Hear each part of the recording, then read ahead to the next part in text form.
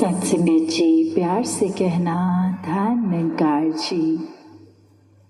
आज जो सुकून का संदेश संतों द्वारा इस सत्संग में सभी ने सुना, हर कोई अपने जीवन के एक्सपीरियंसेस से वही बात रख रहा जो युगों युगों से ये भक्तों ने समझाया कि ये परमात्मा, ये एक सच चाहे किसी भी नाम से बुलाएं, और ये ही हमेशा रहा है भी और रहेगा भी। ये कायम दायम, ये एक ही सच है। बाकी सब कुछ आज कोई रूप में है, कल कुछ और रूप ले लेंगे। ये आज हैं, कल नहीं रहेंगे। सिर्फ एक यही सच हमेशा रहने वाला, ये एक स्थिर है जिसने अपनी जगह से नहीं हिलना कभी भी।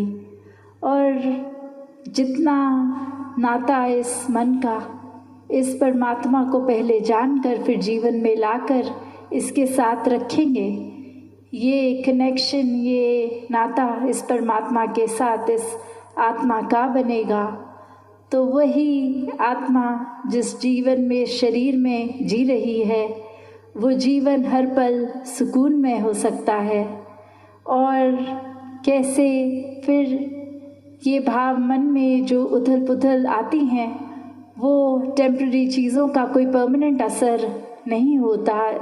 एक मन आनंद की अवस्था में होता है, सुकून की अवस्था में होता है। ये ब्लिस को एहसास करते हुए जीवन जीता है इंसान। एक सेइंग भी है अफ्रीकन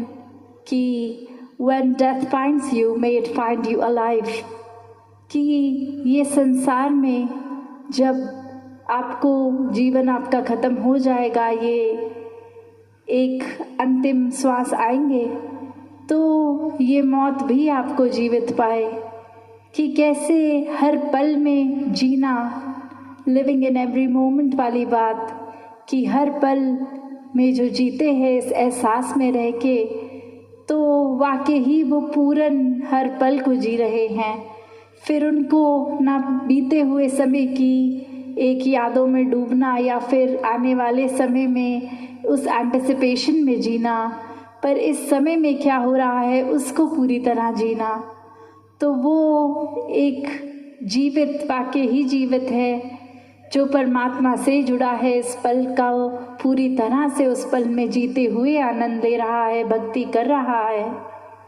एक कहानी भी कि कैसे एक इंसान ने इच्छा रखी कि मैं एक सबसे ज़्यादा प्योर, एक सबसे ज़्यादा इनोसेंस, एक बहुत ही गॉडली फेस को ड्रॉ करना चाहता हूँ, स्केच करना चाहता हूँ। और खोजते खोजते एक बहुत ही प्यारा सा बच्चा मिला और उसको एक स्केच करना शुरू किया, और बहुत ही सैटिस्फाइड वो आर्टिस्ट कि इससे ज़्यादा तो एक दैवीय चेहरा हो ही नहीं सकता। और कुछ साल बीत गए, उसी इंसान के मन में ख्याल आता है कि मैं सबसे भयानक चेहरा, जो एक दरिंदगी का रूप हो, ऐसा इंसान स्केच करता हूँ। कोई एक जेल में शायद मिल जाए, क्योंकि वहीं पे सब क्रिमिनल्स की तरह एक सबसे बुरे कर्म करके आए होंगे, तो वहाँ वो चेहरा मिल जाएगा। और अब जैसे ही वो जाता है और एक वही उसको लगता है कि कोई तो फेमिलियर फेस है यहाँ, इस इंसान को मैं देख चुका हूँ। और वहाँ एक इंसान कहता है कि कैसे आपने तकरीबन 20 साल पहले, जब मैं एक बालक था, मेरा चेहरा स्केच किया था,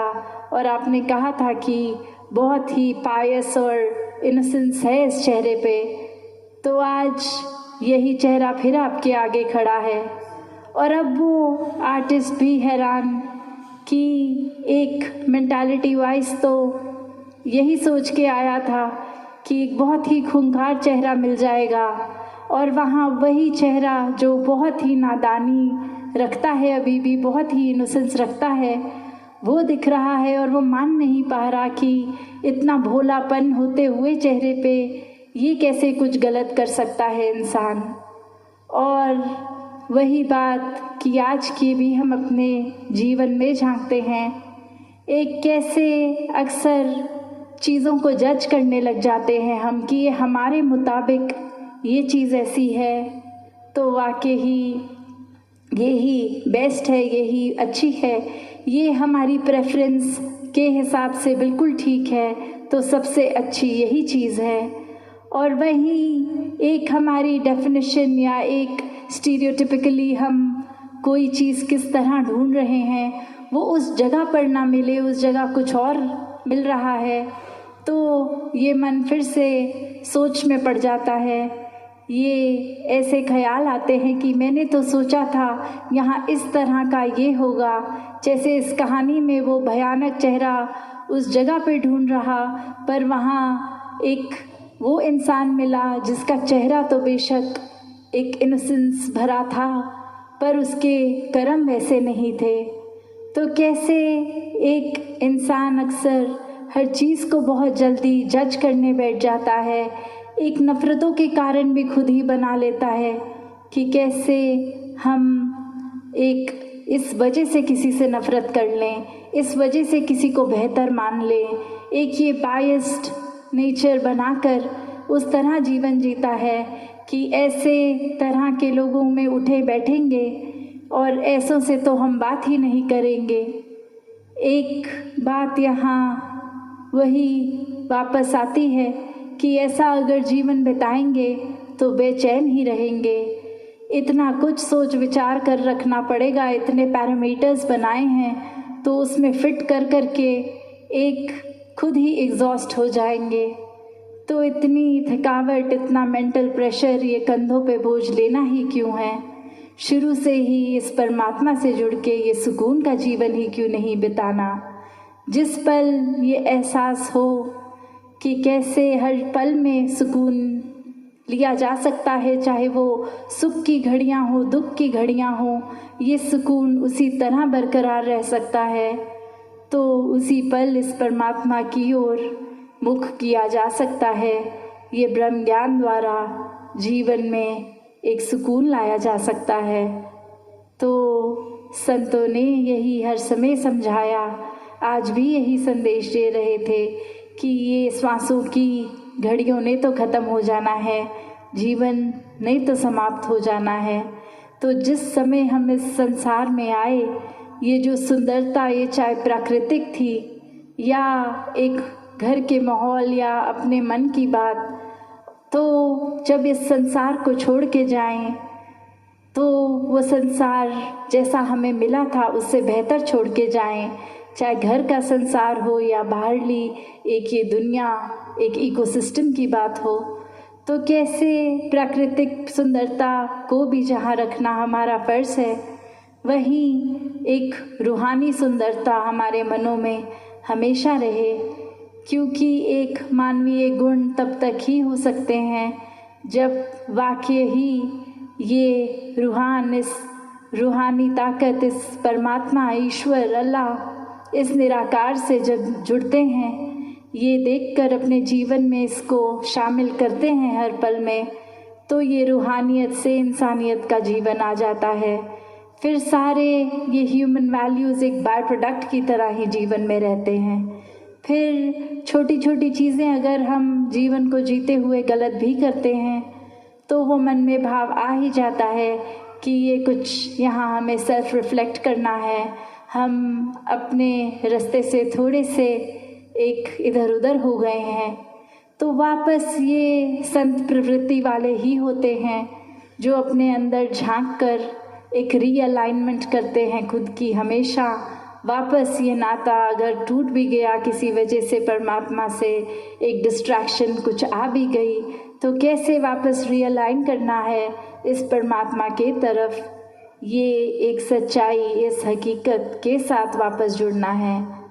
तो एक संतों का जीवन जीना तो वही बात है कि हर समय के लिए संत प्रवृत्ति बनना पड़ेगा, कुछ घंटों या कुछ लोगों के आगे दिखावा मात्र, एक good behaviour, best of your pretension self वाला बात तो नहीं। पर अगर हम बंद कमरे में अकेले भी उस नियत के हैं, उस प्रवृत्ति के हैं, तो लाखों लोगों से चाहे इंटरैक्ट करेंगे तो भी वो हमारा एक बेसिक ट्रू नेचर वैसा ही रहेगा। और एक ट्रू नेचर एक इंसान का क्या ही होता है, वो ये परमात्मा ही होता है कि जिन्होंने